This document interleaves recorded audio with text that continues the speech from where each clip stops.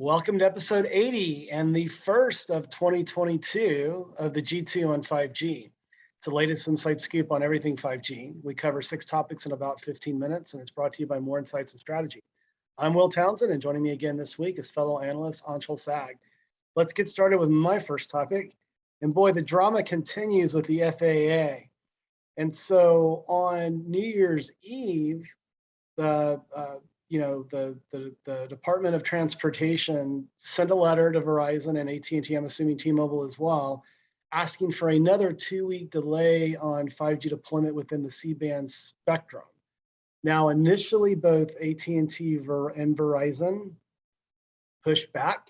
There was a letter published in the Wall Street Journal. It was very interesting. It was on Verizon letterhead, but signed by John Stankey, the CEO of AT&T, and Hans Vestberg, that's the CEO of Verizon, pushing back, explaining that they're willing to enlarge the exclusion zones around airports, pointed to France as an example of that, where US airlines are operating today. But a few days later, they acquiesced. And so the drama just continues on this. And I read through that letter that was posted to the Wall Street Journal, and both CEOs did point to the fact that, hey, the Treasury collected over $80 billion in revenue. From my perspective, if there are these concerns around, outdated altimeters and that sort of thing, let's go to the Treasury, let's go to the FCC, let's procure a couple of $1 billion and take care of this. I mean, the carriers have already paid for the spectrum, and it's ridiculous for them to continue to have to be blocked on getting this deployment in the C-band spectrum, because it's mission critical to both Verizon and AT&T from a mid-band perspective. But what's your perspective, my friend? I think I take an even more aggressive stance, because the truth is that this was $80 billion. To your point, these filters that they need already exist. They're already deployed in Europe. Most commercial aircraft need them because they're going in places where it's already deployed. Yeah. Everybody knew the spectrum was going to be utilized, so this isn't a surprise to anyone. I think this is a very clear example of the FAA and all of its stakeholders choosing to wait until the 11th hour, which I would call November, maybe end of October, which is when they started raising these concerns, when this was supposed to be something that launched in December. So really, this January delay is another 2 weeks on top of the month delay we already had, right? Yeah. So, and then there were stories that came out that said that the FAA and the FCC never really even achieved anything over the holiday, the pre-holiday meeting. Right. There was no kumbaya moment. And my belief is that there are very clear disagreements, separations between the FAA and the FCC. FAA is a part of to your point, Department of Transportation, yeah. And that is Pete Buttigieg's. He's the secretary, right? So it's his job to be responsible for a Department of Transportation, and ultimately, I think he has failed to do his job. I agree. Because the FAA is part of the Department of Transportation, which is part of the executive branch, while the FCC is actually part of the congressional oversight. So we have different groups overseeing these different agencies, and they're not working together, and they should be. And truthfully, I've heard people say that this C-band issue has been a continued problem for decades, and that this is something that the FAA likes to bring up every so often as a problem, but doesn't actually address. So this is kind of an unfunded problem that no one wanted to pay for. Yeah. Now there's 80 billion plus on the line, because let's be honest, it's more than $80 billion that's on the line. Exactly. And I just think that this is a perfect example of government failure. Whether you want to blame the Trump administration or the Biden administration, I think this goes far beyond both those administrations, and even previous FCC chairs. I just think that this is a continued failure on multiple levels, and it just needs to be dealt with. And there are already existing filters out in the market today that from multiple vendors that can be installed in aircraft. I've seen them. I've done the research. It's a thing. So the fact there is no good excuse other than the money, and that's Yeah. why I think this entire discussion ultimately boils down to the FAA and their stakeholders want a piece of that $80 billion. They do, yeah. And just to your job, to your point, Mayor Pete, Secretary Pete, I'm assuming that he's not that technology savvy and understands the real issues. And so he's pushing paper. And yeah, I mean, the FCC brought in excess of 80 billion. So shave off a couple of billion to pay for these altimeters and be done with it and quit putting the operators at risk here, because there's an opportunity cost with all of these delays. So we'll continue to monitor this, and I'm sure you and I will talk about this on future podcasts. But CES is happening this week, and it's, as a lot of folks expected, is sort of a shadow of its former self, even this year as well with the surge in Omicron. But there are a lot of announcements coming out of CES. I've been tweeting a few, but you wanted to provide an overview of what you're seeing as significant from the show this week. So take it away. Yeah, so usually CES is not a big smartphone show. That's usually MWC, or over the last couple of years, it's just been every vendor does their own thing at their own pace, right? They've kind of moved away from the big show model. But Apple does their deal, right? And Samsung does Unpacked, right? Yeah, so it was really interesting to see this year that we actually got a lot of smartphones that launched at CES, which isn't really something that's happened for quite some time. And I've been covering smartphones for over a decade. So it was really interesting to see, one, all these phones are 5G phones. And two, that Samsung, OnePlus, TCL, Vivo, Nokia all launched phones at the show. So we got Samsung with the Samsung Galaxy S21 Fan Edition, also known as the FE. It's usually, last year's S20 was a very popular device. And it looks like the S21 FE is getting a lot of good reception because it's got a great processor, great price, lots of good features. Overall, it's very well received by the industry. And then OnePlus kind of teased their OnePlus 10 Pro, which will actually debut in China first, which is very atypical for them. But because of their integration into Oppo Group, or deeper integration into Oppo Group, that's probably why they launched in China first, because of the similarities between their software. Then TCL launched the 30 series of 5G phones, including the 30V and the 30XE. And these are much more budget devices. They're designed to, hit a very specific price point. And they have a lot of good features for the money, which is kind of TCL's thing. And then Vivo launched the V23 Pro, and Nokia launched the G400. So these are both very budget devices.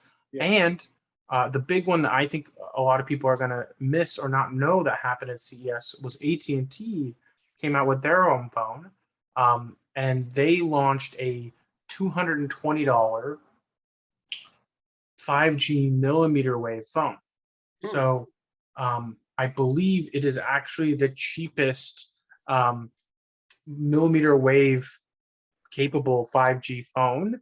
I think I don't think there is one anywhere else in the world, because they most of these cheaper 5G phones don't support millimeter wave, which means that this phone will not be a MediaTek based device. It's going to have to be a Snapdragon, but it's called the Fusion 5G, and it's literally $220.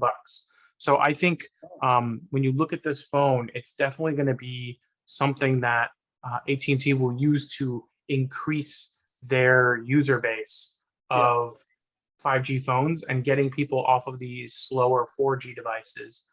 They might even give it away for free, but honestly, I think at $220, they're probably already taking a considerable hit. I would think so. I mean, is that, Anshel, is it designed for prepaid or postpaid or both? Both, from what I can tell. I didn't really see anything, but they had a monthly price on it. I think they just want people to switch to it. It'll be available on the 7th when this publishes. So you'll be able to go and get it right then and there. They're offering it for $6 a month. Wow. So that's a very small price to pay to upgrade to 5G. And, they're obviously pushing their unlimited plans starting at $35 a month when you get 4 lines. So they want as many people to switch to 5G as possible, especially with mid-band potentially coming soon. That, the more 5G users you have on your network, the more efficiently you use your spectrum and the faster everybody's connections are.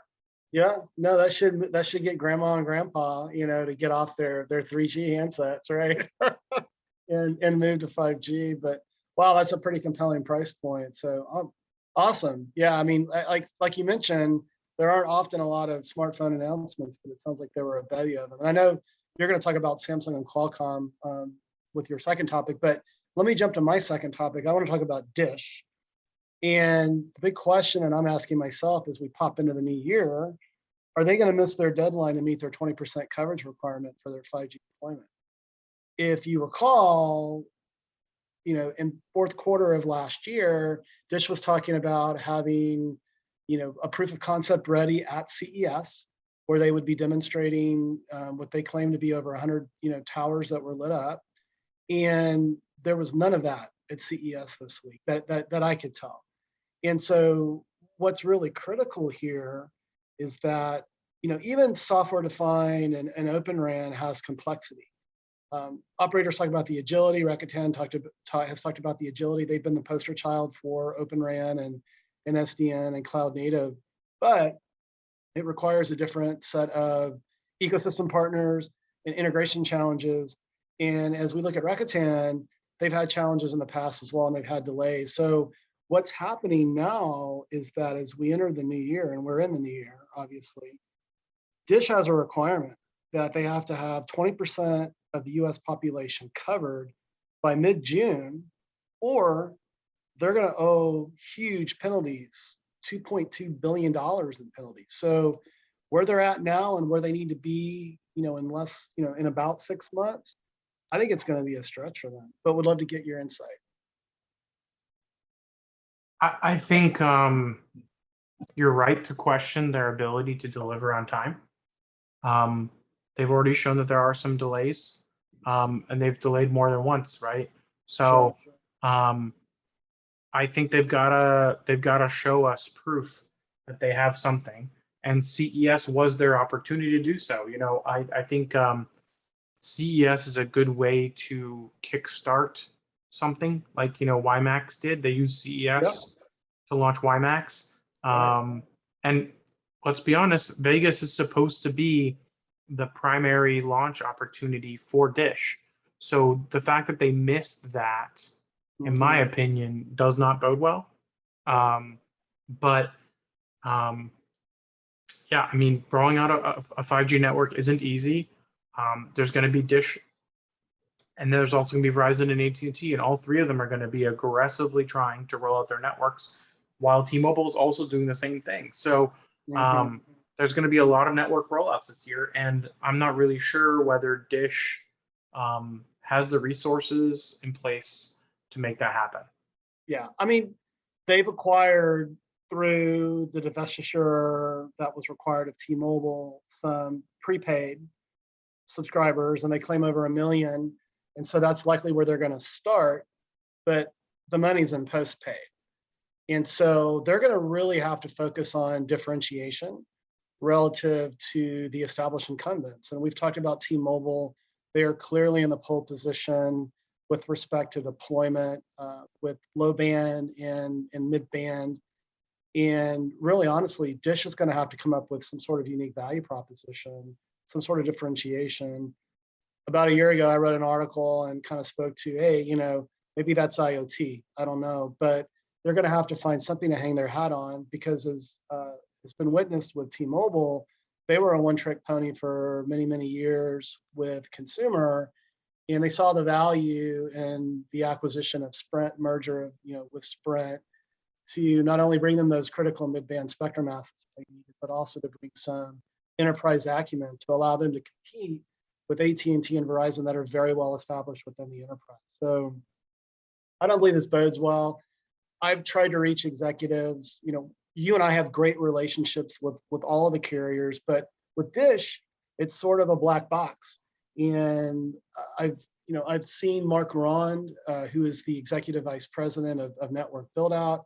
There was an announcement this week about a person that's now the president that Mark is going to report under, but from my perspective, they've got a long way to go to hit that milestone by June. And I don't believe the federal government is going to give them a stay. They're probably going to collect that, that penalty. And this has been one of the concerns, and I've talked about this on prior podcasts, that, Dish has been hoarding spectrum for quite a while and did nothing with it for many, many, many years. And they were really kind of forced into this position. You've got to deploy or you're going to lose it. So it'll be interesting. We'll keep tabs on it. But let's move to your second topic. And I alluded to this already. You want to talk about Samsung and Qualcomm.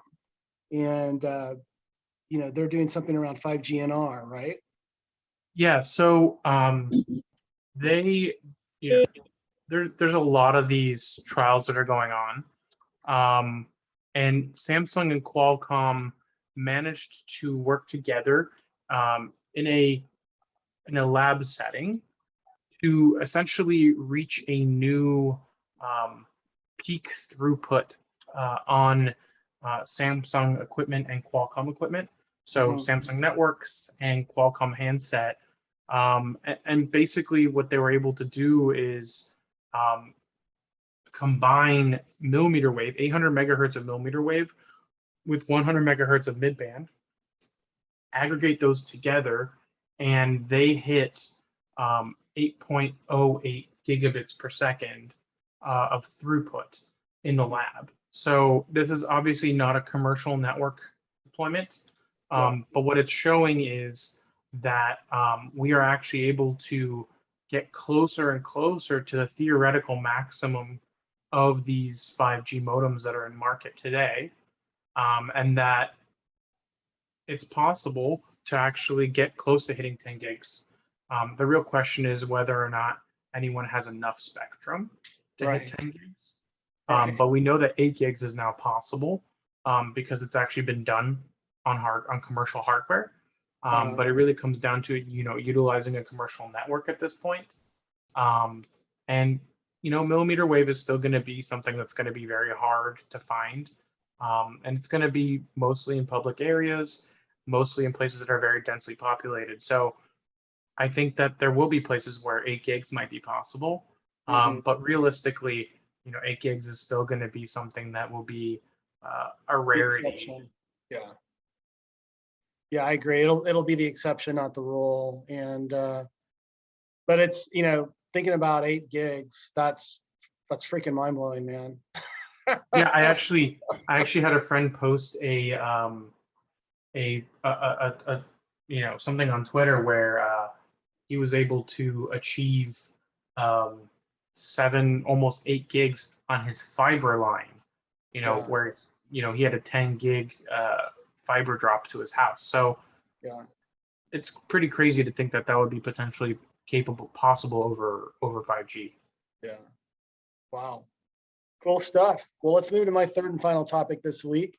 We have lots to talk about, so we're probably going to run a little bit longer than normal, but I want to talk about Nokia and Ligado Networks. They announced a partnership for deploying LTE and 5G private networking. So what's so unique about the tie-up? Well, from my perspective, as I dug into Ligado and their capabilities, they've got some pretty unique mid-band spectrum assets that will allow them to deploy, pretty widely, both LTE and 5G private networks. And I've spoken about Nokia in the past. Relative to their traditional incumbents, they're in the pole position with respect to private wireless. They have the most deployments. They've been at it the longest. And I expect, and I spoke to this on a prior podcast, that Samsung is going to step up, and certainly Ericsson with Cradlepoint, they'll close the gap. But right now, Nokia is really shining. And this announcement is really just another proof point that points to Nokia's momentum. I don't know if you had a chance to read into this announcement, but any insights you want to provide? I didn't get a chance to read into it, but both companies have lots of name recognition in the space. So I think them working together will only strengthen both companies. position in private networking. And to your point, everybody else is playing catch up with these guys. So I think it's a recognition of leadership from both companies and wanting to continue to lead in private networking. Yeah. Well, your third and final topic, we love talking about conspiracy theories, and I always let you take the lead on these, but there's a new one that you want to share. Yeah, so this one comes to us thanks to Mashable. This is a story that was published yesterday, and basically it's based on a lot of these 5G conspiracy theories, but part of it is also because Verizon and AT&T were supposed to light up their 5G networks yesterday. Obviously, yesterday they announced a 2-week delay, but there were posts all over social media, on TikTok, on the right-wing network Getter. They were saying that when 5G launches, which already has launched in a lot of countries, or when it gets turned up, some people's heads will explode. And someone posted a video of people's heads exploding and combusting, which, oh my gosh, whatever, upon the turning up of 5G in Israel. I don't really know what turning up 5G is exactly. But there's Facebook posts of people talking about how, TikTok and YouTube won't show you that, people are spontaneously combusting due to them turning up 5G today. And then talking about the January 5th deadline. Yeah. And then there's other people who are talking about how the global pandemic announcement of March 11th, 2020 coincides with Verizon and AT&T turning on their new C-band on January 5th, which is exactly 666 days apart. So yes, those are the primary conspiracy theories that we're hearing now. But every time something happens, any kind of event that's happening in 5G, these conspiracy theorists try to latch on to it because they know that there's going to be a big marketing push from these companies trying to promote their new 5G networks. And there's people posting about on Telegram the same Israel 5G head combusting video. And then other people talking about how it's 666 and number of the beast. Oh my gosh, mark of the beast. Yeah. I thought initially my theory was this was concern over millimeter wave and the frequency of the spectrum. Nope. And now I'm convinced that it's just insanity. Yeah, I mean, this probably would have been a good episode to break out the tinfoil hats again, but yeah, no kidding. Honestly, I just think that this is a lot of social media and misunderstanding and people sharing stuff and claiming for it to be real. But January 5th was a very popular day for all these people because they thought the 5G networks were going to get launched, and they were wrong, amongst other reasons. Well, I wonder if some employees from the FAA are a part of this as well. Maybe even I doubt it. I'm just joking.